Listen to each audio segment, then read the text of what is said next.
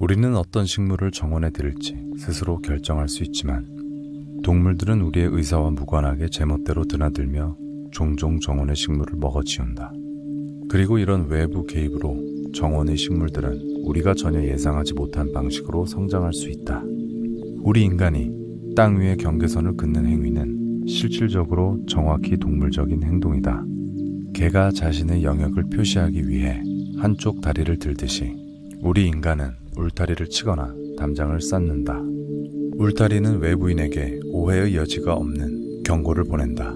이곳은 주인이 있는 땅이며 허가 없이 들어오는 것을 절대로 용인하지 않겠다는 것이다. 물론 다른 동물들과는 달리 우리는 경계를 침범한 상대에게 직접적이고 물리적으로 공격을 가하기보다는 소송으로 대응한다. 여기에는 우리 인간이 힘으로 협박하는 방식에서 벗어났다는 중요한 차이가 존재하지만 생물학적 측면에서 보면 인간이든 동물이든 모두 똑같은 행동을 보이기는 매한가지다. 동물의 왕국에 나타나는 또 다른 특징 중 하나는 같은 종의 구성원들끼리만 서로의 영역 경계를 준수한다는 사실이다.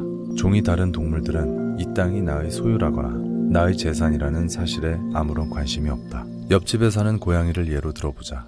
옆집 고양이는 자신의 경쟁자에게 보복해야 할 때 주인 아주머니가 소유한 땅의 경계가 어디서 시작해서 어디서 끝나는지 상관하지 않는다. 화단을 자세히 들여다보면 다양한 동물들이 표시해 놓은 다양한 영역을 금방 발견할 수 있다. 그들은 주변에 우리가 있어도 전혀 불안해하지 않으며 사실 그들 중 대부분은 우리를 의식하지 않을 것이다. 그들이 이런 반응을 보이는 이유는 우리 인간을 경쟁자로 여기지 않기 때문이다. 새와 포유 동물, 곤충 등은 우리가 그들의 영역에 끼치는 영향에 대해서도 아무런 관심이 없다. 정원 안에 동시에 얼마나 많은 영역에 겹칠 수 있는지 보여주는 예를 몇 가지 들어보자. 대부분의 명금류는 새끼를 낳아 기르는 한 쌍당 1헥타르, 즉 1만 제곱미터의 공간이 필요하다. 종의 몸집이 커질수록 그리고 가리는 먹이가 많아질수록 영역의 경계는 더 멀리 확장된다. 예컨대 죽은 나무에 사는 개미나 곤충을 먹고 사는 오색 딱따구리에게는 30헥타르의 영역이 필요하다. 반면에 은둔 생활을 하는 먹황새는 100제곱킬로미터, 즉 무려 10,000헥타르가 넘는 면적을 자신의 영역으로 삼은 채 먹이 활동을 한다.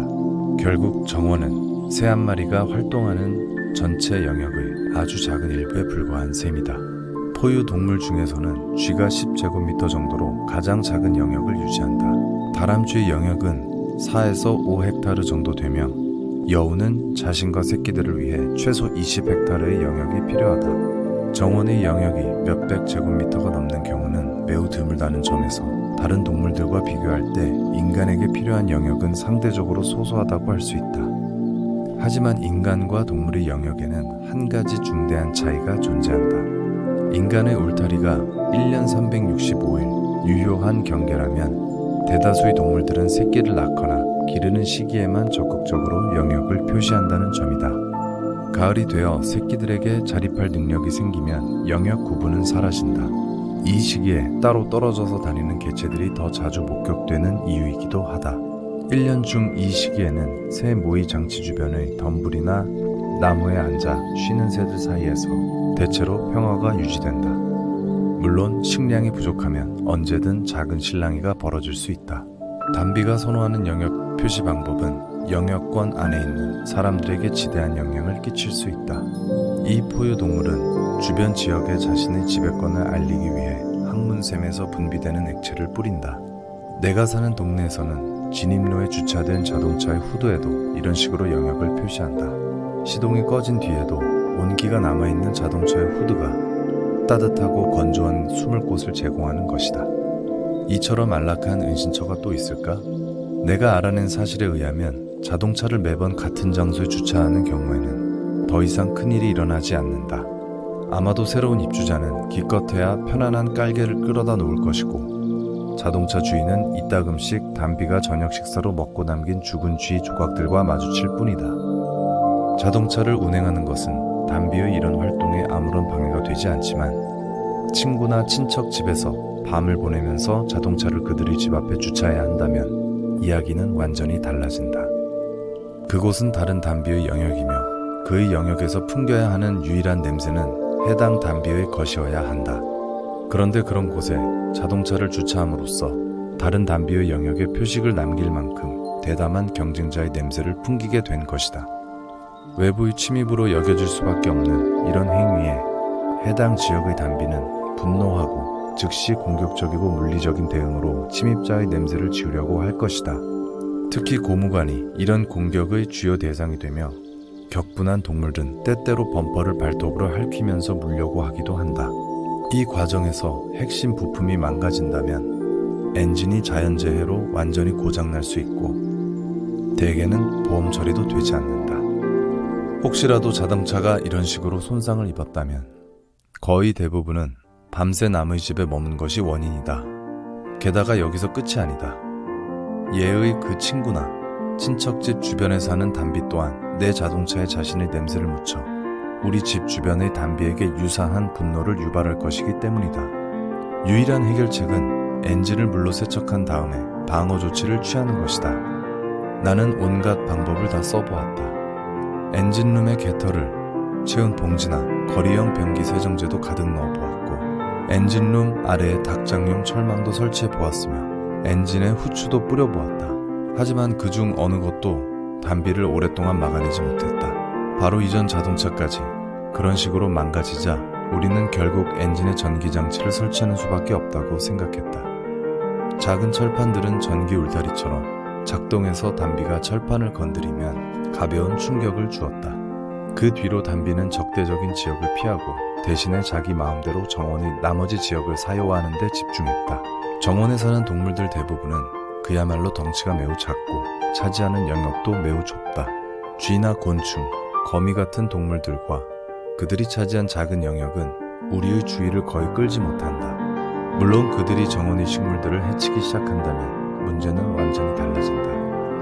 하인츠 에르베는 독일에서 친환경적인 정원 가꾸기를 개척한 인물이다. 젊은 시절에 나는 언덕 꼭대기에 자리한 채 라인강을 굽어보는 그의 정원을 방문한 적이 있다. 그의 저서 나의 천국에 이 정원이 자세히 묘사되어 있었기 때문이다. 괴짜 에르벤이 당시에 채택한 철저히 친환경적으로 정원을 가꾸는 방식은 혁명적이었고 나에게 지속적인 영향을 주었다. 향기로운 무성한 초목과 깔끔하게 다듬어진 딱총나무들, 짚을 가득 채운 화분들이 정원 여기저기에 거꾸로 매달려 있는 모습은 지금도 기억이 생생하다. 그 화분들은 집게벌레의 집이었고 에르벤은 집게벌레가 작물에 생기는 해충을 모두 없앤다고 주장했다. 크게 고무된 나는 집으로 돌아오자마자 급한 마음에 부모님 댁의 뜰 여기저기에서 짚을 채운 화분을 매달아 놓았다. 이제는 나도 당시에 나의 열정이 약간 지나쳤음을 안다. 집게벌레가 실제로 진딧물을 먹기는 하지만 이파리의 구멍을 숭숭 뚫어 놓는 것을 무척이나 좋아하는 그들도 나름대로 채소식물에 많은 해를 끼치기 때문이다. 흔히 동물의 왕국을 이로운 동물과 해로운 동물로 나누는 방식은 자연에 그처럼 명백하게 정의되는 부류가 존재하는 것처럼 암시한다. 하지만 자연은 그렇게 단순하지 않다.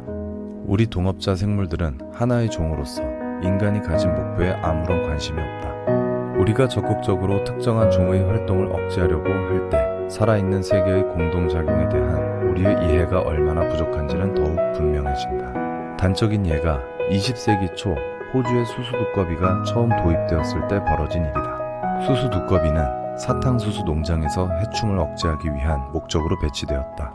그들에게 맡겨진 역할은 사탕수수의 달콤한 줄기를 파괴하던 딱정벌레를 잡아먹는 것이었다. 하지만 두꺼비들은 현장에 배치되자마자 자신들에게 부여된 임무를 거부했고 대신 토종 야생 동물들에게 해를 끼치기 시작했다. 두꺼비의 분비선에서 분비되는 액체는 호주 왕도마뱀이나 뱀처럼 양서류를 먹는 동물에게 치명적인 독성을 지녔다. 당연히 호주 왕도마뱀이나 뱀은 이런 사실을 알 리가 없었다. 결국 수수두꺼비는 호주의 북동쪽에 위치한 사탕수수 농장에서 시작해서 서쪽으로 계속 이동하면서 심각하게 토종생물의 숫자를 격감시켰고 아직도 그 끝이 보이지 않을 정도다. 해로운 동물을 직접적으로 제거할 목적으로 현대의 유전공학적인 방법이 이용되기도 한다. 이를테면 실험실 동물에게 특정 질병의 저항력을 지닌 유전자를 주입한 다음 방생에서 야생에서 살아가는 짝을 만나게 하는 것이다. 우리는 제발 이런 방법이 관행으로 전착되지 않기를 바랄 뿐이다. 모든 동물은 먹이사슬의 일부이고 이 먹이사슬은 중간에 단 하나의 구성원만 제거되어도 전체가 붕괴할 수 있기 때문이다. 우리가 골칫거리로 생각하는 진딧물도 예외가 아니다. 진딧물이 배출하는 달콤한 분비물은 개미와 벌을 비롯해서 수많은 곤충에게 영양분을 제공한다. 동물을 선과 악으로, 즉 이로운 유기체와 해로운 동물로 범주화하는 것은 지나친 단순화일 뿐 아니라 자연에 존재하는 복잡한 관계를 고려하지 못한 행동이다. 탐탁지 않은 종을 억제하려 들기보다는 정원의 생태학적인 균형을 강화하는 편이 훨씬 합리적이다. 화단이나 관목, 죽은 나무까지 더니 나무 등이 제공하는 적합한 환경은 생물 다양성이 극대화될 수 있는 원천이며, 이런 생물 다양성이 가득한 곳에서는 어떤 종도 감히 제멋대로 굴지 못할 것이다. 그렇게 우리는 달갑지 않은 종이 완전히 사라지지 않도록 각별히 조심해야 한다. 하지만 그들이 불편을 초래한다면 적어도 그들의 행동을 저지할 수는 있지 않을까? 앞으로 보게 되겠지만 이 또한 말처럼 쉽지 않다. 정원이 이로운 동물들을 불러오도록 설계되어 있다면 논리적으로 따졌을 때 채소밭에 우글거리는 해충의 숫자는 줄어들 것이다. 우리가 불러들이려는 대상이 민달팽이를 사냥하는 고슴도치든 진딧물을 아작아작 씹어먹는 무당벌레든 혹은 애벌레를 개걸스럽게 먹어치우는 박새든 그들에게 쾌적한 생활 공간을 제공하기만 한다면 해충 문제는 해결될 것이다. 나는 젊을 때부터 이런 식의 사고에 익숙했는데 이 역시 하인츠 에르벤 덕분이다. 하지만 현실에서 포식자와 피식자의 관계는 이보다 더 복잡할 뿐더러 우리가 바라는 효과하고는 거의 아무런 관련이 없다. 포식자와 피식자의 관계는 캐나다에서 말코 손바닥 사슴과 늑대 간의 상호작용을 조사한 한 연구에서 가장 잘 입증되었다. 물론 정원에서 이처럼 덩치가 큰 포유물들을 발견할 일은 절대로 없겠지만 모든 포식자와 피식자의 관계에는 동일한 원리가 적용된다. 미국과 캐나다의 국경이 지나는 오데호 지역에는 말코 손바닥 사슴이 사는 섬이 하나 있다. 삼림 감독관들로서는 매우 실망스럽게도 이 사슴들은 어린 나무까지 포함해서 거의 아무것도 남기지 않고 전부 먹어치웠다. 그리고 어느 겨울에 혹독한 추위로 호수 얼음이 상당히 멀리까지 얼어붙자 한 무리의 늑대가 이 섬에 들어왔다. 사슴들을 발견한 늑대들은 순식간에 그들을 해치웠다. 고기 공급원이 이처럼 풍부해지자 잿빛 사냥꾼들의 숫자는 급격히 증가했고 그들의 수가 늘어나는 만큼 말코 손바닥 사슴은 점점 더 달아나기가 어려워졌다. 이 초식동물의 개체수는 감소했고 숲은 다시 울창해졌다. 그리고 이런 결과는 늑대의 개체수와 완전한 대조를 보였다. 즉, 늑대 숫자가 빠르게 감소하고 있었다. 마지막까지 남아있던 말코 손바닥 사슴을 사냥하는 일은 어느 때보다 힘들어졌고 많은 늑대가 굶어 죽었다. 결과적으로 어린 나무들을 또다시 먹어치우며 말코 손바닥 사슴의 개체수는 회복되었고 몇 년 뒤에는 다시 늑대의 개체수도 증가했다.